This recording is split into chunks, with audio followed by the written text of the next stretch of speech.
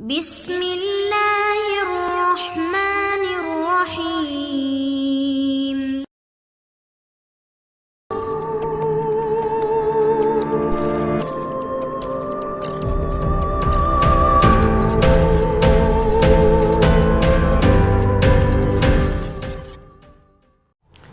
السلام علیکم دوستو، آصف نگری ناول بائے M.A. راحت۔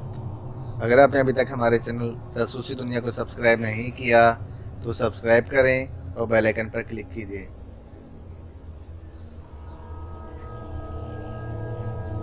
آپ کو یہ غلط فہمی کیسے ہوئی؟ ماما نے عجیب سی نگاہوں سے مجھے دیکھا، پھر بولی، نہیں بس ایسے ہی۔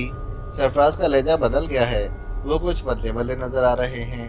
کم از کم ہمیں دلاسا تو دے سکتے تھے کہ ماما میں اس لیے ان کے قریب ہو رہا ہوں، لیکن بہت پرخلوص لہجے میں کہتے ہیں کہ تائی جان گریٹ ہیں۔ اب وہ جتنی گریٹ ہیں ان کا اندازہ تم اسی بات سے لگا لو کہ سرفراز ان پر اتنی عنایتیں ہو گئی ہیں، لیکن ایک بار بھی یہاں نہیں آئی اور نہ ہی ہم سے کوئی رابطہ کیا ہے۔ ماما کا لہجہ بڑا عجیب سا ہو گیا تھا۔ میں نے حیرت سے انہیں دیکھا، پھر میں نے کہا، ماما ذرا فون کرتا ہوں سرفراز بھائی کو، تمہاری مرضی ہے، دیکھ لو۔ میں نے سرفراز بھائی کو رنگ کیا اور کچھ لمحوں کے بعد ان سے رابطہ قائم ہو گیا۔ واپس آ گیا ہوں جناب، آپ کہاں غائب ہیں؟ اوہو، تم نے مجھے بتایا نہیں۔ اگر شام تک بتا دیتے تو آج کی پارٹی میں تم بھی شریک ہو جاتے۔ پارٹی؟ ہاں، تائی جان کے اعزاز میں ایک وزیر نے یہ پارٹی دی ہے، بہت بڑی شخصیت ہے۔ یوں سمجھ لو کہ آج کی اس پارٹی میں بہت بڑے بڑے لوگ شامل ہوں گے۔ مگر سرفراز بھائی، اگر ایسی کوئی پارٹی تھی تو ماما اور دانیہ کو بھی تو اس میں شریک کرنا تھا، آپ خود ہی چل پڑے۔ یار سمجھا کرو، میں انہیں نہیں لے جا سکتا تھا، وہ بیچاری اس طرح کی پارٹیاں اٹینڈ نہیں کر سکتی، اور پھر ہم لوگ اپنے کاروبار کو سیٹ کرنے میں مصروف ہیں۔ اب یہاں آ گئے ہیں تو یہاں کے ماحول میں ڈھلنا ہوگا۔ تائی جان کے ذریعے بڑے بڑے لوگوں سے ملاقات ہوگی اور ہمارے کام زیادہ بہتر طریقے سے ہو سکیں گے۔ اچھا خیر، تم سناؤ، سارے معاملات طے پا گئے؟ رائس مل کے مینیجر سے ڈیل ہو گئی؟ جی۔ آپ پارٹی سے گھر واپس آئیں گے؟ نہیں، مشکل ہو جائے گا، وقت کا کوئی تعین نہیں ہے کہ کتنا وقت لگ جائے گا۔ تم ایسا کرنا، کل 11 بجے کے قریب آفس آ جانا، وہیں ملاقات ہوگی۔ اوکے، مجھے ذرا جلدی ہے۔ میرے جواب کا انتظار کیے بغیر سرفراز بھائی نے فون بند کر دیا اور میں حیرت سے موبائل فون کو دیکھتا ہی رہ گیا۔ اس میں تو کوئی شک ہی نہیں تھا کہ سرفراز بھائی زبان ہی دوسری بول رہے تھے۔ ان کا لہجہ، ان کا انداز وہ تھا ہی نہیں۔ یہ کیا ہو گیا؟ سرفراز بھائی تو ایک منصوبے کے تحت تائی جان کے قریب ہوئے تھے اور تائی نے انہیں آسانی سے ضد کر دیا تھا۔ ایک بھیانک تصور میرے ذہن میں بیدار ہو گیا۔ اگر تائی نے بھائی جان پر قبضہ جما لیا تو ایک نئے انتشار کا سامنا کرنا پڑے گا۔ بہت دیر تک میں سوچ میں ڈوبا رہا تھا، کافی الجھنیں ذہن میں کھڑی ہو گئی تھیں، اور میں رات کو اپنے بستر پر لیٹا پریشانی سے سوچ رہا تھا کہ اس مشکل کا کیا حل نکالا جائے۔ تائی جان کافی خطرناک خاتون تھی، یہاں کسی کو رازدار بھی نہیں بنایا جا سکتا تھا۔ تایا ابو ان کے کھلے مخالف تھے۔ ادھر دادا ابو یعنی ریاض الدین صاحب نے تایا ابو کے بارے میں یہی کہا تھا کہ وہ خشک مزاج ہیں اور کسی سے ملنا پسند نہیں کرتے۔ نہ جانے کب تک یہ الجھنیں ذہن پر سوار رہیں، اور پھر میں سو گیا، لیکن زیادہ تر دیر تک نہیں سویا تھا کہ کھیل شروع ہو گیا۔ کسی کے رونے کی آواز سن کر میری آنکھ کھل گئی تھی۔ میں نے چونک کر ادھر ادھر دیکھا تو اس وقت در حقیقت میرے رونگٹے کھڑے ہو گئے۔ آخر انسان تھا، سینے میں دل ہی تھا، کوئی فولاد کا ٹکڑا نہیں رکھا ہوا تھا۔ ہولناک مناظر کو دیکھ کر لرز جانا تو انسان کی فطرت ہے۔ میرے سامنے ڈریسنگ ٹیبل کے قریب گورنی بیٹھی ہوئی تھی، اس کی گردن اس کی گود میں رکھی ہوئی تھی اور اس کا چہرہ نمایاں تھا۔ وہ زارو قطار رو رہی تھی اور کہہ رہی تھی، ہائے اس نے ہمیں لوٹ لیا، ارے حاجی صاحب ہمارا فیصلہ کرو، حاجی صاحب کہاں کی باتیں کر رہے ہو تم، انسان ہو، انسانوں جیسی باتیں کرو، حاجی صاحب ہم لٹ گئے، برباد ہو گئے، میری بچی کو مار دیا اس نے، اور دیکھ لو میری کیا حالت کر دی، اور تم لوگ اب بھی اس کی حمایت کر رہے ہو، انصاف کرو حاجی صاحب۔ پھر میں نے دیکھا دیواروں سے کئی سائے باہر نکلے۔ ایک سایہ ایک دراز قامت عورت کا تھا۔ وہ آگے بڑھی اور اس نے گورنی کے بے سر جسم پر ہاتھ رکھتے ہوئے کہا، بہت ہو گیا گورنی، بہت ہو گیا تیرے ساتھ، سچ مچ انصاف نہیں ہو رہا، مگر تو اتنی بے بس بھی نہیں ہے۔ جب کوئی تیرا انصاف نہیں کر رہا تو اپنا حق خود حاصل کر لے، تو کیوں دنیا سے ڈر رہی ہے؟ ہائے دانی سرکار، تم نے میرے دل کی بات کہہ دی، کوئی تو میرا ساتھ دے، سب ایک ہی بات کہتے رہے ہیں، کہ گورنی حاجی صاحب سے ہمارا میل جول ہے، کوئی ایسا عمل مت کر کہ حاجی صاحب کو اعتراض ہو، ہم سب ان کا احترام کرتے ہیں۔ ارے احترام تو میں بھی کرتی ہوں، لیکن دیکھ لو اس احترام کے نتیجے میں کیا ہوا۔ حوصلہ رکھ، میں بتاؤں گی کہ تجھے کیا کرنا ہے، جا آرام کر، پریشان مت ہو۔ ارے اچھی بات ہے، سب اپنے اپنے آپ میں مست ہیں اور اس بیچاری کو تنہا چھوڑ دیا ہے۔ چل آرام کر تو، میں بتاؤں گی تجھے آگے کیا کرنا ہے۔ میرے بدن کا لہو تو جیسے خشک ہو گیا تھا۔ ایک نئی بات، نیا دھماکہ۔ دانی سرکار تو تائی جان کو کہا جاتا تھا، اور یہ آواز بھی تائی جان کی تھی۔ یہ کیا قصہ ہے؟ ان کا ان معاملات سے کیا تعلق؟ انہوں نے تو مجھے یہ بتایا تھا کہ اس گھر میں ان کا داخلہ ممکن نہیں ہے، وہ وہاں نہیں جا سکتی۔ ان کی اس بات کا مطلب میرے علم میں نہیں تھا، لیکن اس وقت یہ بالکل ہی انہونی بات ہوئی تھی۔ میں پھٹی پھٹی نگاہوں سے انہیں دیکھ رہا تھا۔ گورنی اب بھی بلک بلک کر رو رہی تھی۔ تائی جان نے آگے بڑھ کر اس کا بازو پکڑا اور اسے اٹھا کر کھڑا کیا۔ پھر ان سایوں میں سے ایک نے گورنی کی گردن ہاتھوں میں تھامی اور اسے کٹے ہوئے جسم پر دوبارہ رکھ دیا۔ گورنی اندھوں کی طرح اس کے ساتھ آگے بڑھی اور پھر وہ سب کے سب ایک دیوار میں غائب ہو گئے، لیکن میں پتھرایا ہوا بیٹھا رہا۔ سب کچھ میری نگاہوں کے سامنے ہی ہوا تھا اور کسی نے میری جانب کوئی توجہ ہی نہیں دی تھی۔ اور تو خیر سب کچھ میرے لیے اجنبی نہیں تھا، لیکن تائی جان کے تصور نے مجھے عجیب سی کیفیت کا شکار کر دیا تھا۔ اچانک ہی مجھے احساس ہوا کہ کہیں یہ سب کچھ ایک خواب نہ ہو، کیونکہ رات ہی کو بھائی جان کے سلسلے میں تائی کا تصور ذہن میں آیا تھا۔ میں نے اپنے بدن میں ایک چٹکی کاٹی اور ایک دم اچھل پڑا۔ ناقابل یقین تھا سب کچھ، ناقابل یقین۔ میں پلنگ پر بیٹھا ہی ہوا تھا، لیکن اب مجھے لگ رہا تھا جیسے میں عالم خواب میں تھا، اور جو کچھ ہوا تھا وہ ایک خواب کی شکل میں تھا۔ میں بے شک اٹھ کر بیٹھ گیا، لیکن میرا ذہن اسی طرح معاف ہو رہا تھا جیسے انسان کو ایک خواب دیکھنے کے بعد چکر آ جاتا ہے۔ میں نے دونوں ہاتھوں سے سر پکڑ لیا، بس اس کے بعد نیند کہاں آتی۔ بہت دیر تک بیٹھا سوچتا رہا، پھر میرے دل میں یہ خیال گزرا کہ کیوں نہ ہم اس گھر کو چھوڑ دیں۔ جب سے یہاں آیا تھا مشکل میں گرفتار تھا، اور سب سے بڑی بات یہ کہ یہ مشکل میری اپنی ذات تک ہی تھی۔ دل پر ایک شدید جھنجھلاہٹ اور بوجھ طاری ہو گیا تھا۔ بار بار مجھے زبان بند رکھنے کی ہدایت کی جاتی تھی۔ میں بستر پر لیٹ گیا تھا تو میرے کانوں میں ایک سرگوشی ابھری، دیکھو جب تک یہاں ہو تمہاری حفاظت کی جا رہی ہے، تمہیں نقصان نہیں پہنچنے دیا جا رہا، لیکن باہر کی دنیا تمہارے لیے بے حد مخدوش ہے۔ جب بھی تم گھر سے باہر قدم نکالو تو تم پر وار ہوئے ہیں، ایسا مت کرنا، اس گھر کا تحفظ مت چھوڑنا۔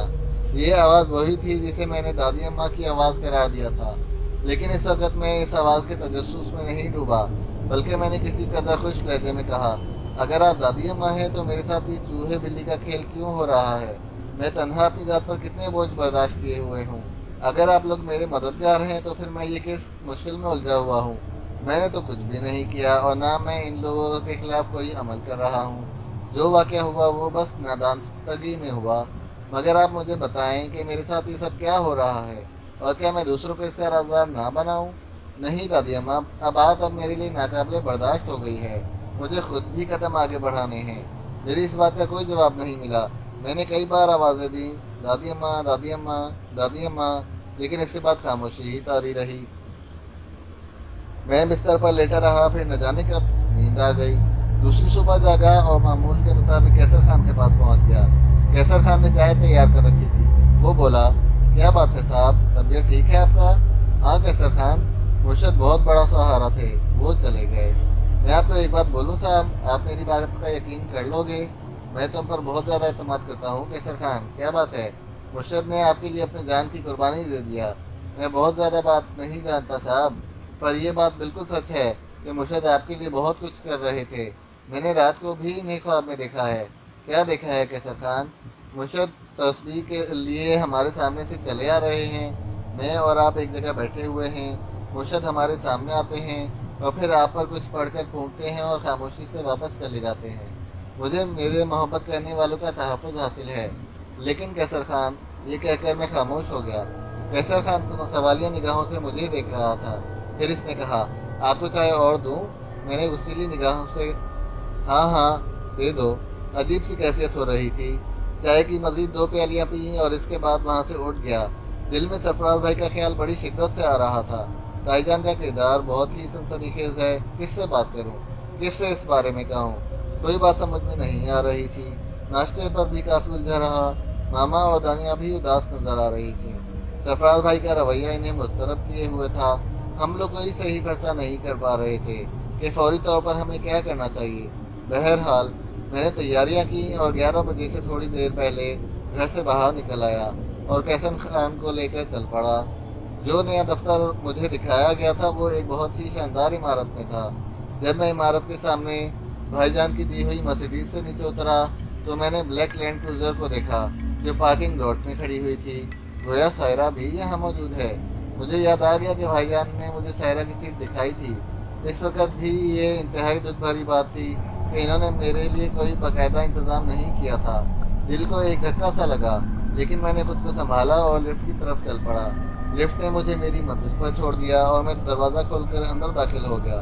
آفس بلا شبہ قابل دید تھا۔ سامنے کے حصے میں 4 افراد بیٹھے ہوئے تھے۔ پہلے 3 تھے، پھر 1 کا اضافہ ہو گیا تھا۔ سامنے ہی بہت ہی حسین شیشے کا کیبن تھا جس میں خوبصورت پردے پڑے ہوئے تھے۔ میں اندر داخل ہوا تو ایک چپراسی ٹائپ کا آدمی کچن سے باہر نکلا۔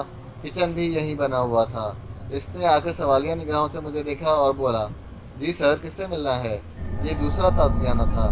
میں نے اسے کوئی جواب نہیں دیا اور اس بڑے کیبن کی جانب بڑھ گیا جس میں میری توقع کے مطابق سرفراز بھائی کو ہونا چاہیے تھا۔ چپراسی جلدی سے آگے بڑھ کر میرے سامنے آیا اور بولا، کس سے ملنا ہے سر؟ آپ اس طرح اندر نہیں جا سکتے۔ بس جنون سا سوار ہو گیا۔ میں نے چپراسی کا گریبان پکڑا اور اسے گھسیٹتا ہوا آگے لے آیا۔ پھر میں نے شیشے کے کیبن کا دروازہ کھولا اور چپراسی کو زور سے اندر دھکیل دیا۔ چپراسی کیبن میں قالین پر جا کر گرا اور میں اندر داخل ہو گیا۔ میں نے سرفراز بھائی کو دیکھا جو ایک شیشے کی بڑی سی میز کے پیچھے بیٹھے ہوئے تھے۔ ان کے برابر ہی دوسری حسین میز پر سائرہ خانم بیٹھی ہوئی تھی۔ دونوں بوکھلا گئے۔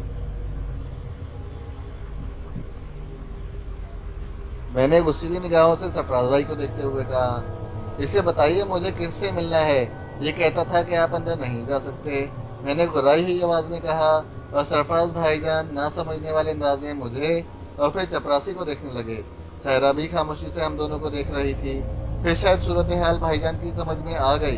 انہوں نے سپاٹ لہجے میں کہا، نادر خان، یہ میرے چھوٹے بھائی ہیں اور تم نے یہ کیا طریقہ اختیار کیا کہ انہیں اندر آنے سے روک دیا؟ اگر تم انہیں نہیں پہچانتے تھے تب بھی تمہیں سلیقے سے بات کرنی چاہیے تھی۔ پھر صاحب کو بلا مقصد اتنا غصہ نہ آتا۔ چپراسی اٹھ کر کھڑا ہو گیا۔ پھر اس نے دونوں ہاتھ جوڑے اور میری طرف رک کر کے بولا، معافی چاہتا ہوں صاحب، آئندہ ایسا نہیں ہوگا۔ مجھ سے غلطی ہو گئی۔ مجھے بتا دینا چاہیے تھا کہ میرا بھائی آنے والا ہے۔ اصل میں چپراسی نے تمہیں پہلے کبھی نہیں دیکھا تھا۔ چلو چھوڑو، اب یہ بتاؤ کیسے ہو؟ میں نے کوئی جواب نہیں دیا اور خاموش بیٹھا رہا۔ بھائی جان نے گھنٹی بجائی اور چپراسی ڈرتا ڈرتا اندر آیا۔ جگ میں پانی لاؤ۔ چپراسی تھوڑی دیر بعد پانی لے آیا۔ میں نے بہت زیادہ برہمی کا اظہار نہیں کیا تھا، لیکن میرا موڈ کافی بگڑا ہوا تھا۔ کیسا سفر رہا صاحب؟ کہاں گئے؟ میں تو تمہارا انتظار کر رہا تھا۔ کیا آپ سے ملاقات کے لیے مجھے آفس آنا پڑے گا؟ میں نے تلخ لہجے میں کہا۔ بھائی جان سنجیدہ نگاہوں سے مجھے دیکھتے رہے، پھر بولے، موڈ ٹھیک کر لو یار، ابھی نیا معاملہ ہے۔ تم دیکھو، یہ سارے کاغذات میرے سامنے ہیں۔ پاپا نے اتنا کچھ کیا ہے ہمارے لیے، تو پھر ہمارا بھی فرض ہے کہ ہر چیز کو پوری طرح اپنی کنٹرول میں لے لیں۔ ظاہر حسین سے میرا برابر رابطہ ہے اور میں ہر چیز کو چیک کر رہا ہوں۔ ہمیں اپنا اسٹاف بھی بڑھانا پڑے گا، کچھ آؤٹ ڈور ورکر بھی رکھنے ہوں گے۔ یار تم کسی طرح کا تردد نہ کرو، تھوڑے دن میں ہم ان ساری چیزوں پر قابو پا لیں گے۔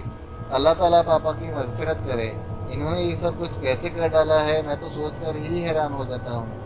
ظاہر حسین سے بھی بات ہوئی ہے، کہہ رہے تھے کہ خدا نے انہیں کروٹ جنت نصیب کرے، سارا نظام خود سنبھالے ہوئے تھے، کوئی اسٹاف بھی نہیں رکھا ہوا تھا اور مجال ہے کہ کہیں کوئی گڑبڑ ہو جائے۔ میرا مطلب ہے اب ہمیں یہ سب کچھ دیکھنا ہوگا۔ ہم ان جیسے تجربہ کار تو نہیں ہیں، لیکن پھر بھی کوشش کریں گے کہ وہ بولتے بولتے ایک دم خاموش ہو گئے۔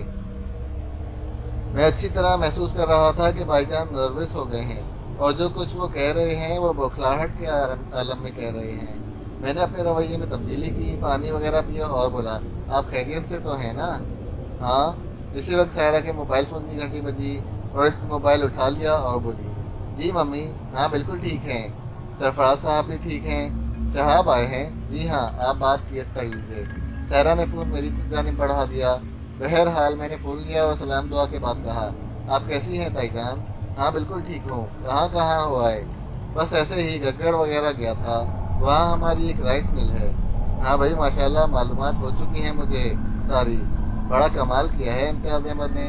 कोई सोच भी नहीं सकता था कि माशाल्लाह इन्होंने अपने खासे असासे फैला लिए हैं। अच्छा तुम क्या कर रहे हो? यहाँ ऑफिस में कोई काम कर रहे हो? नहीं ताईजान। फरमाइए, आओ मेरे पास, मैं तुम्हारा इंतज़ार कर रही हूँ। फ़ौरन आ जाओ, इनकार की गुंजाइश नहीं है। जी, मैंने कहा, मैं इंतज़ार कर रही हूँ, आ जाओ। ये कहकर इन्होंने फ़ोन बंद कर दिया। मैं चंद लम्हात सोचता रहा, फिर मैंने कहा, ताईजान ने मुझे बुलाया है, मैं जा रहा हूँ। ठीक है, सलाम कराओ। भाईजान ने इस तरह कहा जैसे मुझसे जान छूट जाने पर खुश हो। मैं उठ गया। थोड़ी देर के बाद मैं कैसर खान के साथ ताईजान की कोठी की तरफ जा रहा था। कोठी में दाखिल होकर मैंने ड्राइंग रूम का रुख किया, लेकिन रास्ते में एक मुलाजमा ने मुझे रोक लिया।